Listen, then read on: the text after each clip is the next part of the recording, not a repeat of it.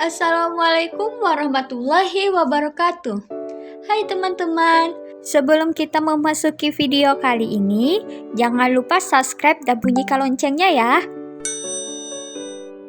Di video kali ini, kita akan membahas tentang menganalisis syair Melayu klasik dan puisi balada karya W.S. Rendra melalui unsur intrinsik fiksi dan unsur fiksi. Untuk syair Melayu klasik sendiri, kita akan menggunakan syair Abdul Muluk sebagai penilaian baik unsur intrinsiknya maupun unsur fiksinya. Setelah melakukan analisis pada syair Abdul Muluk, maka didapatkanlah unsur intrinsik syair dengan skor 119.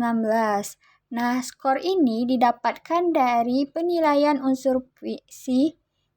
Bagian intrinsiknya yaitu tema mayor, tema minor, amanat tersirat, amanat tersurat, pola bait, pola larik, pola rimah, dan diksi.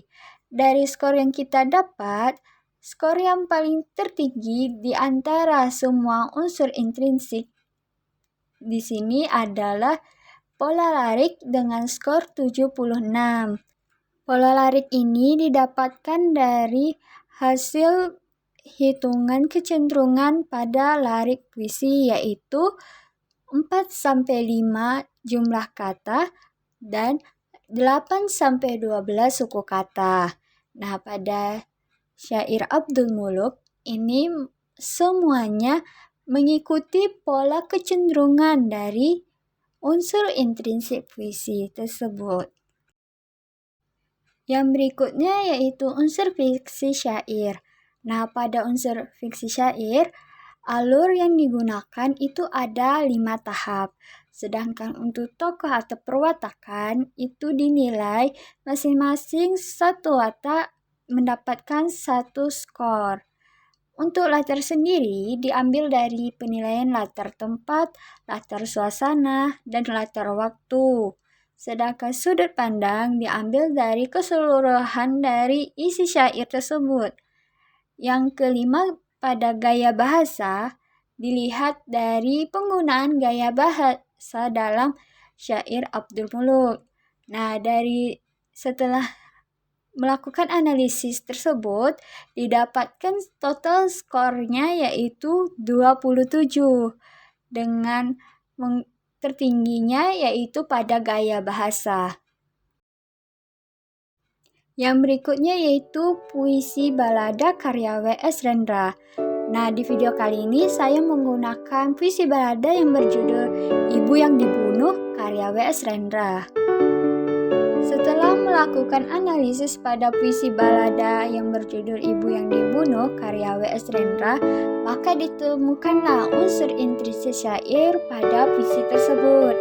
Nah, untuk unsur intrinsiknya itu sendiri dinilai dari tema mayor, tema minor, amanat tersirat, amanat tersurat, pola bait, pola larik, pola rimah, dan diksi. Dari skor yang didapatkan masing-masing unsur intrinsik tersebut, didapatkanlah skor tertinggi pada bagian pola bait yaitu berskor 9. Sedangkan untuk total keseluruhan dari unsur intrinsik tersebut didapatkanlah skor 30. Yang selanjutnya yaitu unsur fiksi syair. Nah, pada bagian unsur fiksi syair ini, kita menilai puisi balada yaitu dari segi alur, tokoh perwatakan, latar, sudut pandang, dan gaya bahasa.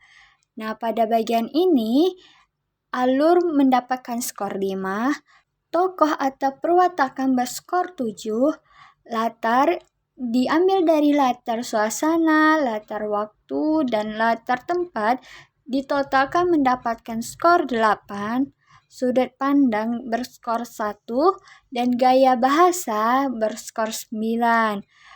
Dari skor tersebut ditemukanlah skor tertinggi yang diperoleh pada gaya bahasa. Sedangkan total keseluruhan skor pada unsur fiksinya yaitu 30. Dari hasil analisis baik dari syair hingga puisi balada, maka ditemukan sebuah kesimpulan, yaitu yang pertama, pada umumnya syair Melayu klasik bertemakan kisah atau hikayat dari seorang pahlawan.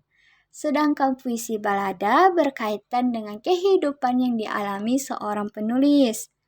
Yang berikutnya yaitu pada bagian pola bait, syair Abdul Muluk sangat memperhatikan pola bait, sedangkan puisi balada yang berjudul Ibu yang Dibunuh karya W.S. Rendra tidak memperhatikan pola baitnya. Yang berikutnya, pada unsur fiksi syair dan puisi balada tidak berbeda jauh, sehingga bisa kita lihat dari skor hasil yang diperoleh baik syair ataupun puisi balada sangat memperhatikan gaya bahasa. Sekian video kali ini, semoga bermanfaat. Saya akhiri, wassalamualaikum warahmatullahi wabarakatuh.